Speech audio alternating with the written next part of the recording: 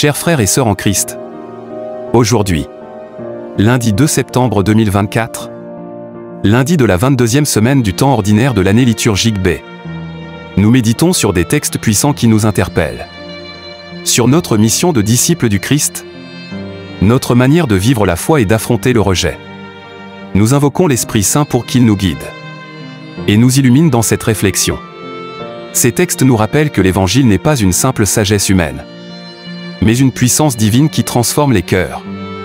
Et que, parfois, cette vérité est difficile à accepter, même pour ceux qui nous connaissent bien. Alors que nous plongeons dans ces textes, commençons par considérer ce que l'apôtre Paul nous enseigne sur la véritable source de notre foi. Lorsque saint Paul écrit aux Corinthiens, il souligne que l'Évangile ne repose pas sur la sagesse des hommes, mais sur la puissance de Dieu. Paul, un homme lettré et intellectuellement brillant, aurait pu impressionner ses auditeurs par son éloquence et sa connaissance.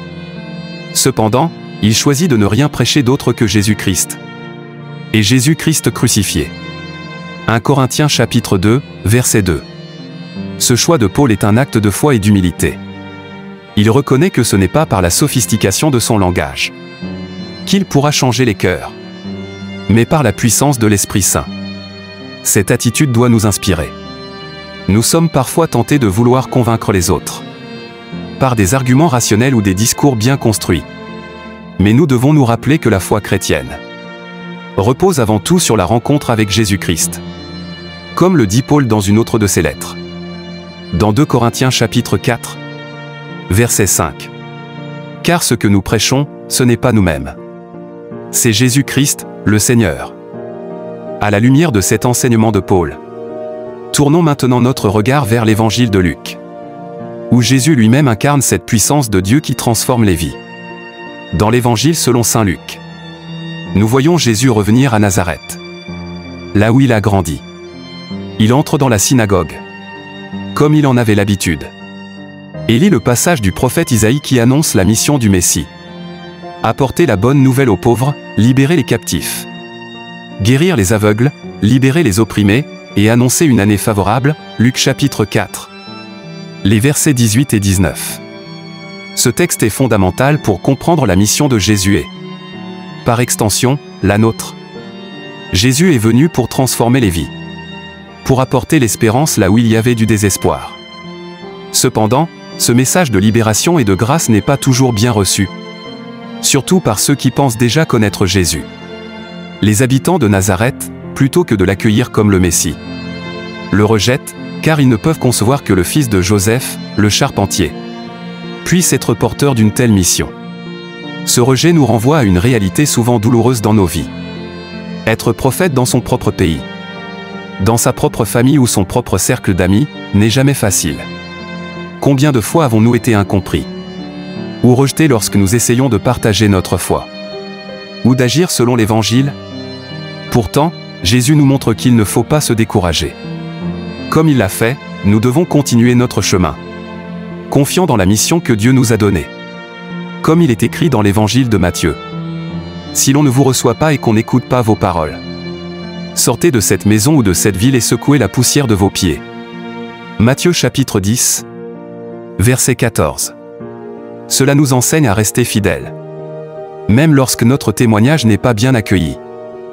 En approfondissant cette réflexion, souvenons-nous des exemples de la veuve de Sarepta et de Naaman le Syrien, que Jésus mentionne pour illustrer la manière dont la foi peut se manifester même là où on ne l'attend pas.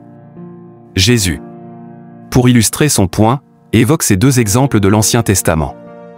La veuve de Sarepta, bien que païenne, a accueilli le prophète Élie et a été bénie en retour. 1 Roi chapitre 17. Les versets 9 à 16. Naaman, un général syrien, a été guéri de sa lèpre en obéissant au prophète Élisée. 2 Rois chapitre 5. Les versets 1 à 14. Ces exemples nous rappellent que la grâce de Dieu n'est pas limitée par des frontières ethniques ou religieuses. La foi véritable peut se manifester là où on ne l'attend pas. Parfois, ceux qui sont en dehors de notre cercle, qui ne partagent pas nos convictions, peuvent nous enseigner une leçon précieuse sur la foi et l'humilité. Ces récits nous invitent à ne pas limiter l'action de Dieu à nos propres conceptions, mais à être ouvert à la manière dont Dieu peut agir, à travers ceux que nous considérons comme étrangers ou différents. À cet effet, s'appuie-t-on davantage sur la sagesse humaine ou sur la puissance de Dieu dans nos décisions quotidiennes? Et comment l'Esprit Saint influence-t-il notre vie? Nous devons reconnaître que nos propres pensées et raisonnements sont souvent limités. Aujourd'hui, l'apôtre Paul nous rappelle que notre foi ne repose pas sur la sagesse des hommes, mais sur la puissance de Dieu. Dans chaque décision que nous prenons, appelons l'Esprit Saint à nous guider et à nous inspirer. Nous sommes appelés à nous détacher des simples apparences et à chercher la sagesse divine. Demandons ensemble à l'Esprit Saint de nous donner un discernement profond et une confiance inébranlable dans la puissance de Dieu pour transformer nos vies. Comment pouvons-nous incarner la mission de Jésus en apportant et des soutiens aux personnes vulnérables dans notre vie quotidienne? Jésus nous a montré que notre mission est d'apporter la bonne nouvelle aux pauvres et de libérer les opprimés. Nous devons nous poser la question: comment pouvons-nous aujourd'hui, dans notre quotidien, être des instruments de cette mission divine? Nous sommes invités à aller au-delà de nos zones de confort et à tendre la main à ceux qui en ont besoin, avec compassion et générosité. Que notre engagement soit un reflet de l'amour de Jésus pour les plus démunis, en mettant nos talents et nos ressources au service des autres. Sommes-nous ouverts à accueillir l'action de Dieu même lorsqu'elle se manifeste de manière inattendue ou par des personnes familières, malgré nos préjugés? Comme les habitants de Nazareth, nous pouvons être tentés de rejeter l'action de Dieu simplement parce qu'elle ne correspond pas à nos attentes ou provient de personnes que nous connaissons trop bien. Aujourd'hui, nous sommes appelés à examiner nos préjugés et à ouvrir notre cœur à la manière dont Dieu choisit d'agir. L'amour de Dieu peut se manifester dans les endroits les plus inattendus. Soyons réceptifs et prêts à accueillir la grâce divine même lorsque celle-ci nous surprend ou défie nos certitudes. Comment réagissons-nous face au rejet ou à l'incompréhension lorsque nous témoignons de notre foi? Et sommes-nous prêts à persévérer malgré ces obstacles?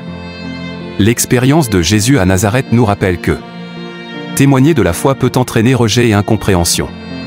En tant que disciples, nous devons être prêts à persévérer malgré ces défis.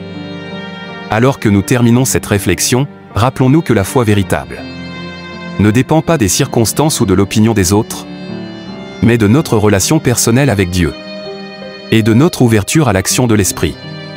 Prions pour que l'Esprit du Seigneur repose sur chacun de nous, qu'il nous donne la force de proclamer la bonne nouvelle avec audace, et qu'il nous accorde la grâce d'accueillir l'action de Dieu, même là où nous ne l'attendons pas. Frères et sœurs, je vous invite à aimer, commenter, partager et vous abonner à notre chaîne pour continuer à recevoir nos méditations et approfondir ensemble notre foi. Que Dieu vous bénisse. Amen.